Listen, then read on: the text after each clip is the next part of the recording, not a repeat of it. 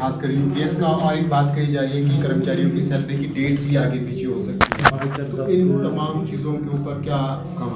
DA और ADA तो अलग रहा, लेकिन अब तो सैलरी तक के लाले पड़ गए, समय तक नहीं मिलेगी, पेंशन समय पर पेंशन नहीं मिलेगी। मैं वन बाय वन, जैसे आपने यूपीएस का जो यूनिफाइड पेंशन स्कीम का कहा, तो यूनिफाइड पेंशन को कुछ नहीं, अर्थमेटिक है, उन्होंने उसको बस एक प्रेजेंटेशन दी है। और इसमें सबसे बड़ा नुकसान है कि जो पहले कर्मचारी को कंट्रीब्यूशन वापस आता था 60%, लेकिन अब वो कुछ नहीं आएगा। अब उसको पेंशन उस प्रोपोर्शनेट में कर दिया, लेकिन वो कंट्रीब्यूशन वापस नहीं आएगा, तो बहुत बड़ा नुकसान है।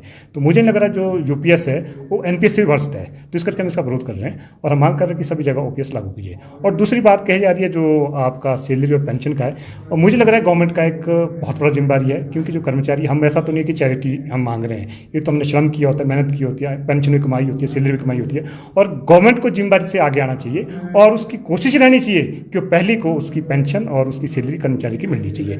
और एक बात और करना चाहिए, जिस तरह का वर्तमान संकट राज्य में आया है, उसमें आपका गवर्नमेंट ऑफ इंडिया ने भी जो पॉलिटिकल एडवांटेज जो भी बोले हम, उसमें एक लिया है कि आपका जीएसटी का जो कंपनसेशन है वो नहीं दिया, और आपकी बोरिंग लिमिट घटा दी, जिसमें एनपीएस का शेयर 9200 करोड़ था वो भी घटा दिया।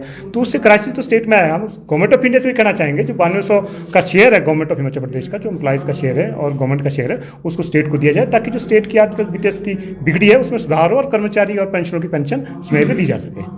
बिल्कुल, हम इस पे हम साफ कहना चाहेंगे, जो सचिवालय के कर्मचारी है वो पहले जो पिछला हमारा 20 में जब 20 जनवरी 2021 को गठन किया था महासंघ का, वो हमारा हिस्सा था और हमारे कंस्टिट्यूएंट है, हम उसके साथ खड़े हैं। और हम ये कहना चाहेंगे उनके इशू जायज़ है, उन्होंने अपने इशू नहीं, हालांकि जो स्टेट के कर्मचारी उनके इशू उठाए हैं, हो सकता है भाषा की शैली में कोई फर्क रहा हो, पर वो मुझे लगा दोनों साइड रहा है, तो सरकार को दखलंदाजी करनी चाहिए, उनसे वार्ता करनी चाहिए, जो डेड लॉक है उसे तोड़ना चाहिए। अभी हम उनके साथ खड़े हैं और जो भी यहाँ कार्य करनी आएगी, जो इलेक्ट होकर के आएगी, वो आगे फैसला लगे कैसे उनके साथ खड़े होना, कैसे उनकी मदद करना है, लेकिन डेफिनेटली उनके साथ खड़े हैं। तो नोटिस थमा दिए गए हैं, तो वो कहाँ तक वार्ता बुलाने की बजाय उनको तो नोटिस थमा दिए गए। मुझे लग रहा है जो नोटिस जो दिए गए हैं, अब मैं अपनी बात भी कहूँ, जब हमने एक्शन किया था 10 नोटिस मुझे भी दिए गए, तो वो कोई बड़ी बात नहीं है, नोटिस का जवाब जाता है, पर उन्होंने कोई ऐसे डेफेमेटरी लैंग्वेज यूज़ नहीं की है।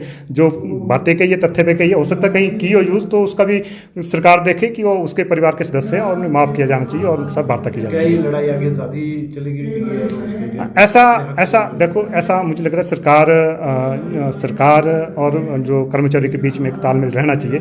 और प्रदेश के परिप्रेक्ष्य में आप जानते हैं लगभग 4,85,000 कर्मचारी पेंशनर्स हमारे बीच में जो आज खड़े हैं, हम लगभग बाकी संगठन भी होंगे, लगभग 4,85,000 कर्मचारी पेंशन को रिप्रेजेंट कर रहे हैं। तो अल्टीमेटली वो एक हिमाचल प्रदेश की जनता का बहुत बड़ा हिस्सा है, वो वोटर तो आपके 59 लाख है, उसका एक बहुत बड़ा हिस्सा है। तो सरकार को देखना चाहिए कि पहले भी जो सरकार है ये, वो यहाँ कर्मचारियों को एक स्टार्ट के रूप में मानती थी कि यहाँ से मेरा स्टार्ट शुरू होगा।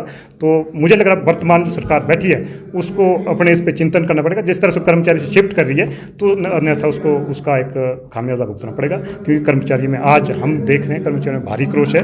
उसे कहीं ना कहीं कर्मचारियों से वार्ता करके जितने भी मुद्दे हैं उनको रिजॉल्व करना चाहिए।